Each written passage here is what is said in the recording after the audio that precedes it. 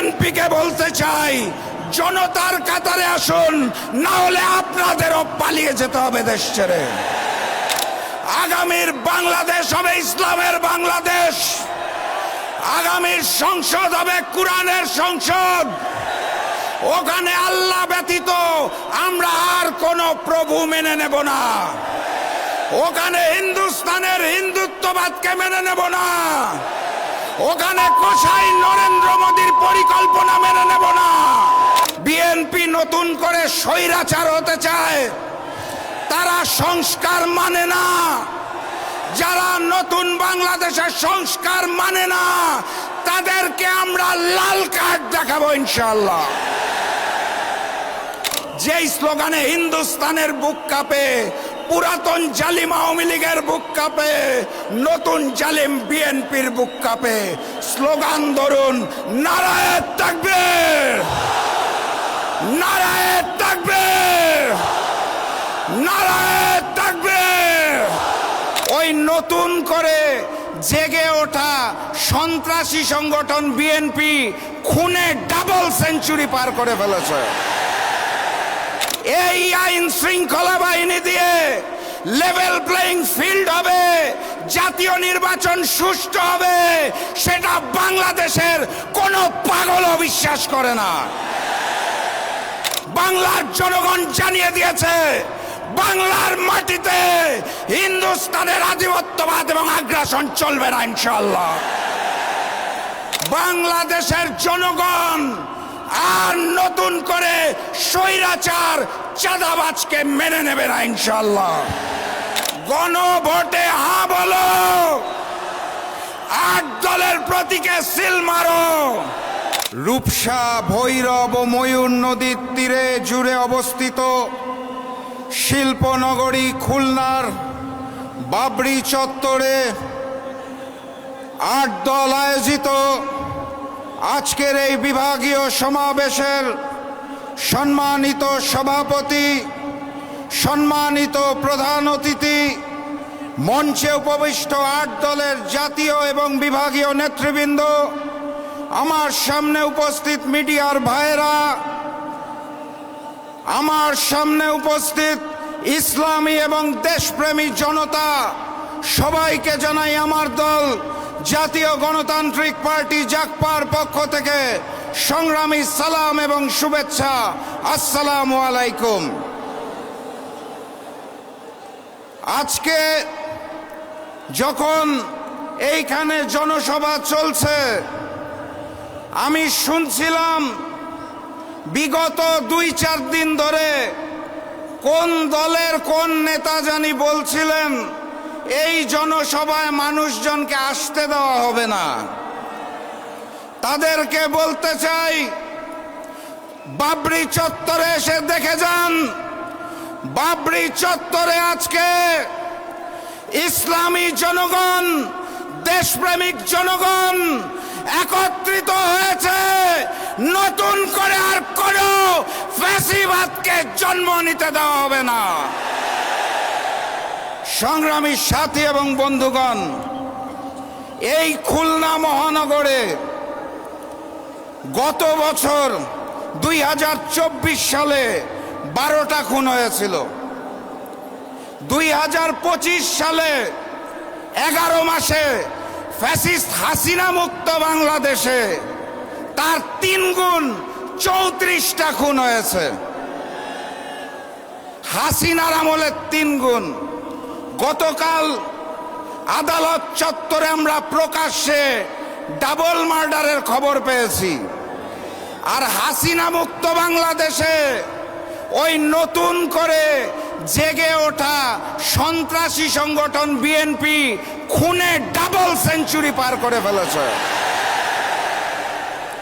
এই প্রশাসন, এই আইন শৃঙ্খলা বাহিনী দিয়ে লেভেল প্লেইং ফিল্ড হবে, জাতীয় নির্বাচন সুষ্ঠু হবে, সেটা বাংলাদেশের কোনো পাগলও বিশ্বাস করে না।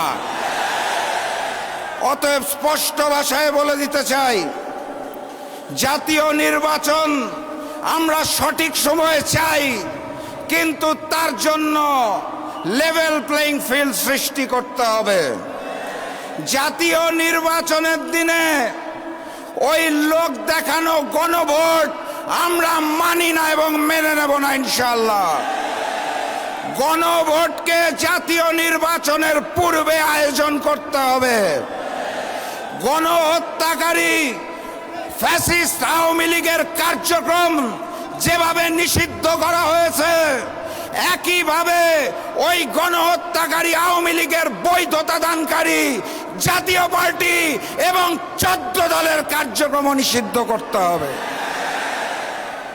জুলাই সনদে 84টা বিষয় নিয়ে আলোচনা হয়েছিল।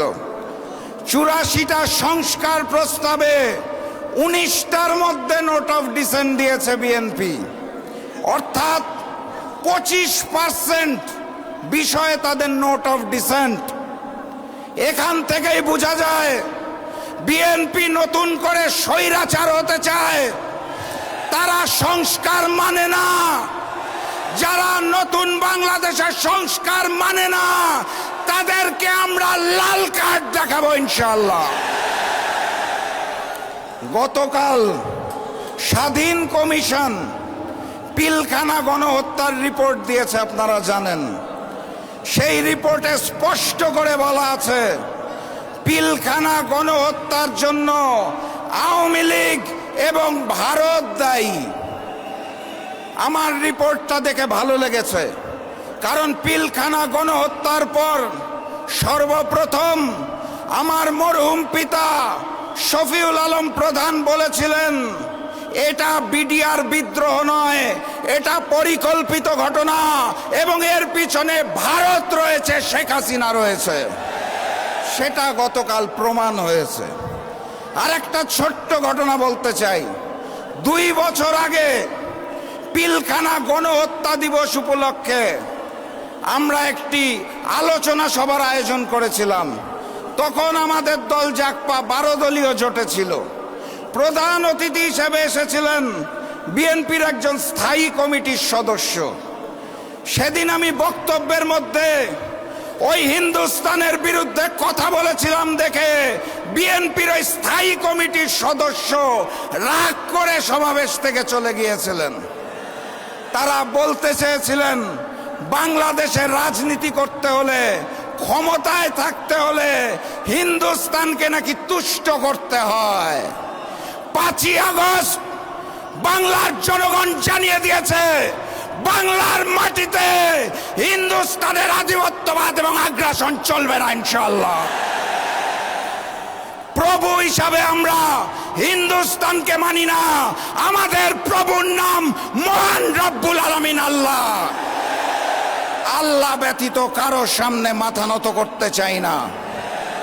ক্ষমতায় যাওয়ার জন্য ওই পুরাতন আওয়ামী লীগ আর নতুন বিএনপি যদি হিন্দুস্তানের সাথে কারসাজি করতে চায়, তলে তলে গোপন বৈঠক করতে চায়, বাংলাদেশের জনগণ আর নতুন করে স্বৈরাচার চাঁদাবাজকে মেনে নেবে না ইনশাআল্লাহ। আমার প্রাণপ্রিয় উপস্থিতি, ওরা প্রভু মানে হিন্দুস্তানকে, আমরা প্রভু মানি আল্লাহকে। বিজয় কার হবে? আমার সামনে উপস্থিত তৌহিদি জনতা, স্পষ্ট ভাষায় জানিয়ে দিতে চাই, গণভোটে হ্যাঁ বলো, 8 দলের প্রতীকে সিল মারো। গণভোটে হ্যাঁ বলো, 8 দলের প্রতীকে সিল মারো। আগামীর বাংলাদেশ হবে ইসলামের বাংলাদেশ। আগামীর সংসদ হবে কোরআনের সংসদ। ওখানে আল্লাহ ব্যতীত আমরা আর কোন প্রভু মেনে নেব না। ওখানে হিন্দুস্তানের হিন্দুত্ববাদকে মেনে নেব না।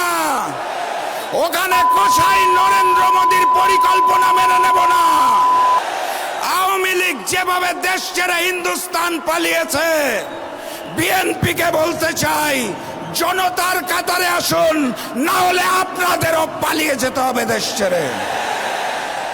আমি সর্বশেষ ওই স্লোগানটা দিয়েই শেষ করব যেই স্লোগানে হিন্দুস্তানের বুক কাঁপে, পুরাতন জালিম আওয়ামী লীগের বুক কাঁপে, নতুন জালিম বিএনপির বুক কাঁপে। স্লোগান ধরুন, নারায়ে তাকবীর, নারায়ে তাকবীর, নারায়ে তাকবীর। আবারও দেখা হবে, আবারও কথা হবে ইনশাআল্লাহ। এই স্লোগান দিয়ে বিজয়ীর বেশে আমরা ঘরে ফিরব, তার আগে মাঠ ছাড়বেন না। বিজয়ের পথে যাত্রা শুরু, জীবন অথবা মৃত্যু। আসসালামু আলাইকুম।